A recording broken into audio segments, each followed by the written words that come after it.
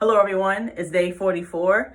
Today I started my day with an interview. I got a DM a couple days ago from Smart Cherries Tech. He messaged me, asked me could he interview me for his podcast and also put on his YouTube channel.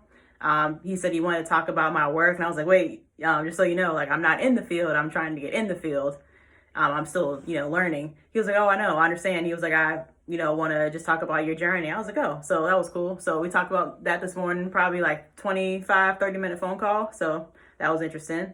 I'm definitely on this trend of like putting myself out there. Like I'm a terrible interviewer, awful. Like when it comes like coming up with stuff on the fly, like I'm the worst person ever. I'm a planner. So like I'm the person who will write it down, practice it, and then I'll like give a speech or something in front of people. So like I've definitely been pushing myself to put myself out there. So that was another example. After that, I worked on the tic-tac-toe project, and awful. So the objective is we have to use factory functions in the module pattern. They want none or as very little global code as possible, which is fine. What they want everything basically encapsulated in either a module or a factory function, sorry. Which understand, cool. I just ran into a problem of one, I packaged up the functionality, I guess, in the wrong way, just because I ended up, this function had to talk to this function, but like, because it's in a module, it's kind of tucked away, like you don't have access. And I couldn't figure out like how to make access. Like I know there's some type of inheritance, just like with prototypical inheritance, which I understand that, but like with this, it's different. So like I kept looking, and for whatever reason, like this topic, there's not that many resources on it. Like I could find things about inheritance with classes, but like you weren't using the class. That's like the next section. We're not even there yet.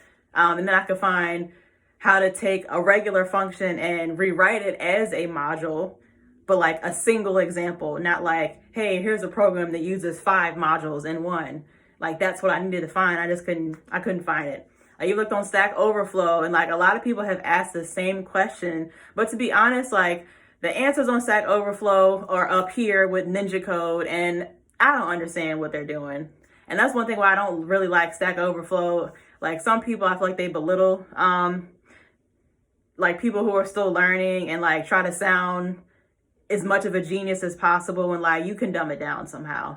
But again, putting myself out there, I asked the question on Stack Overflow, which I haven't got an answer yet. I'm kind of not expecting to get one, to be honest, just because it was so many people asking the same question, but like one, everybody answered it different, and the answer just did not make any sense to me. And in the examples that the Odin Project gave us, they had like literally one example that was remotely close to what I was trying to do. But like when I tried to implement like that same functionality they had in my program, I kept getting errors, either saying that something wasn't a function, or I was trying to use it before it was being initialized, and I don't know. So last resort, I just went to the top submission and I looked at their code just to see like how in the world did they get the methods to talk to each other. I don't need to know like your whole program. Like I just need to know that one little part because I can't find it. And it's not one of those things where take a break, you'll figure it out tomorrow. No, like I literally don't know.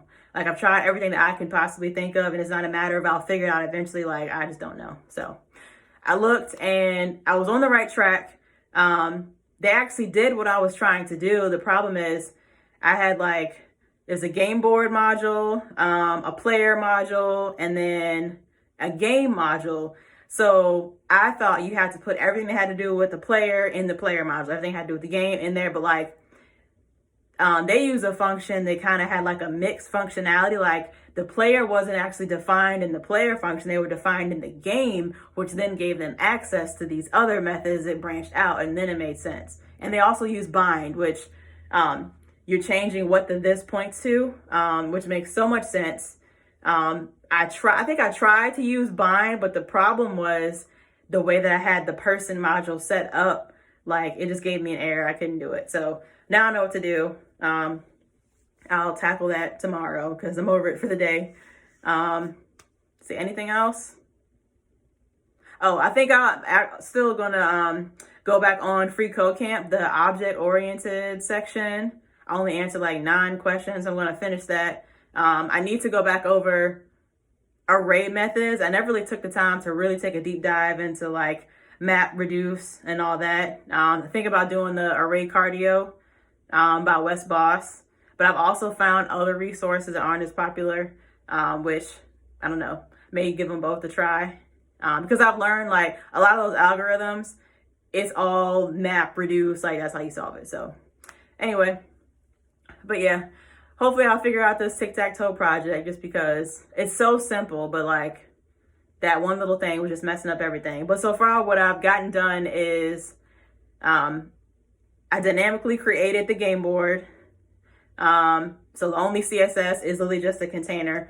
I added event listeners to all the boxes, and then I added a dataset ID so that the dataset ID relates to the spot in the array that holds that container. So like, if I know you clicked on this box, I know player whatever has an X in this spot in the array, because the game board is saved as an array. The problem is I just couldn't connect what player was pressing on it to know whether to put an X or O there. So I just, for right now, hard coded an N, because it's just my first initial, my first name. So when you click on it, an N pops up, and an N pops up in the game board array. And then I put a check in there because it said make sure that the user can't click on a spot that's already has a letter there, it's not theirs, or already has excuse me.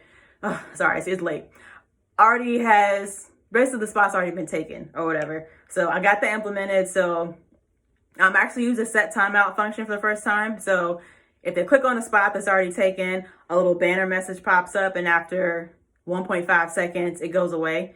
And then if they have a valid move, a green message pops up saying valid move. I wanted to like toggle saying whose turn it is, but I couldn't get it all to connect, so I didn't even get that far. But that's what I have so far. Like when you click on it, a letter shows up. I just need the right letter to show up and be able to alternate between the two. But yeah, tomorrow I'll take a look at it.